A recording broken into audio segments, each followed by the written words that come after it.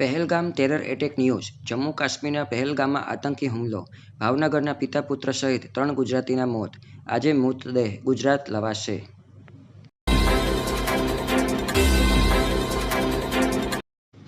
જમ્મુ કાશ્મીરના પહેલગામના બેસનરમાં મોટો આતંકી હુમલો થયો હતો, જેના બાદથી સમગ્ર દેશમાં રોષ ભભૂકી ઉઠ્યો છે.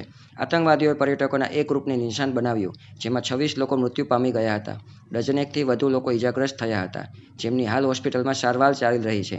જો કે આતંકીઓને પકડવા માટે સર્ચ ઓપરેશન પણ હાથ ધરાયું છે.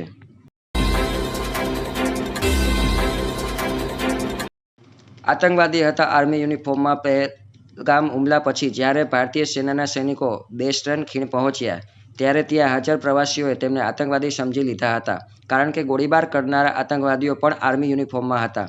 સૈનિકોને જોઈને સ્ત્રીઓ અને બાળકો હાથ જોડીને રડવા લાગ્યા. આ પછી સૈનિકોએ કહ્યું કે અમે ભારતીય સેના છીએ. તેમણે પ્રવાસીઓને સલામતીની ખાતરી આપી.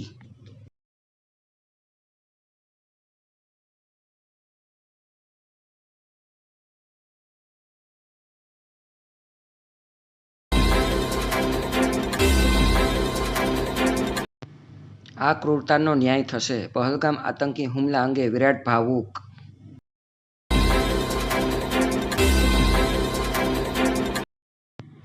પહેલગામ હુમલાને લઈને વિરાટ થયો ભાવુક. વિરાટ કોહલીએ સોશિયલ મીડિયા પર એક સ્ટોરી શેર કરીને આતંકવાદી હુમલાની નિંદા કરતા લખ્યું છે કે પહેલગામમાં નિર્દોષ લોકો પર થયેલા આ જઘન્ય હુમલાથી ખૂબ જ દુઃખ થયું.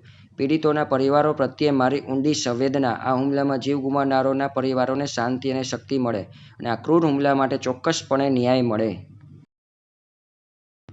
જો આ ન્યૂઝ તમને પસંદ પડ્યા હોય તો લાઇક, શેર અને સબસ્ક્રાઇબ વધારે ને વધારે જરૂર કરજો.